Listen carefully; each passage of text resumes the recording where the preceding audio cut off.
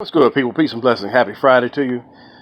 Just wanted to weigh in real quick. I think it's easier for me sometimes to do these posts real quick. But topic with Amber Gray and Judge Tammy Kemp and the family, what's his name, Botha's family.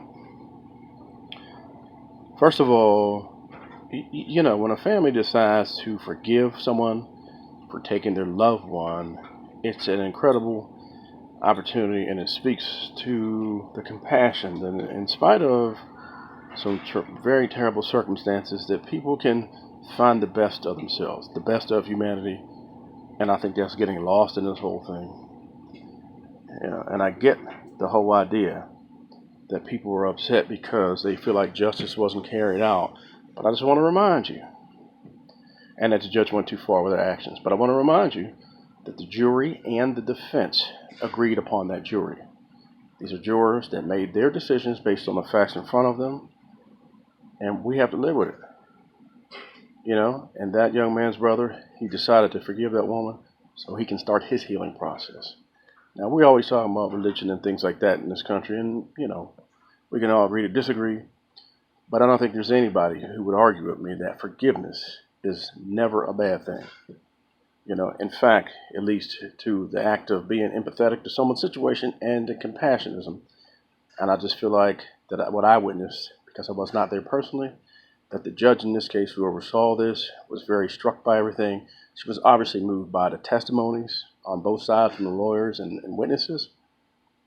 And maybe this case is just a case of just a bad mistake. And I get it. Y'all, look at my skin. Don't act like I don't know what it's like to endure injustice and mistreatment. I've seen it. My father's seen it. I know what it's like in one way or another.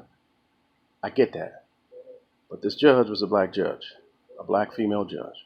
And I want to share this with you. Personal story, real quick. I had the opportunity some years back in one of my marriages that did not work out. Y'all, I say no joke. We were at a custody hearing, and it was a temporary custody hearing, and there was PFAs involved and stuff like that, and I'm not throwing nobody under the bus. I'm just saying that after both of our testimonies, the female judge looked at us, she listened to all the facts and evidence, and that PFA hearing ended up turning into a custody agreement that was in my favor.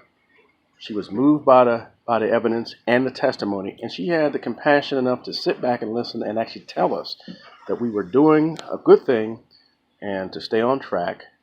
And had it not been for her listening intently and making a decision that overall ended up being a very good one for my family, everyone involved, I might be feeling differently about this whole situation. So, we talk about judges needing to understand and have compassion and some insight, foresight about people's situations. Well, we just witnessed that, and I think the bigger takeaway is that things are happening. The impetus of change is already underway. And I know a lot of you are stuck on some things, and I'm going to call it what it is, stuck. Maybe some heartaches, maybe some pain, maybe some frustrations, all that. And I respect all of those decisions and thoughts and feelings.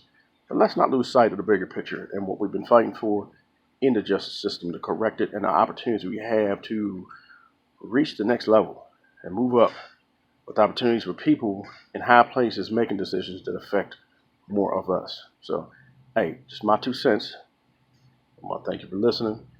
Hope this clears up things a little bit. Do some more research. The picture is bigger, what you might be looking at, and hopefully I have given you something to think about. If not, it's all good. We still family. Peace.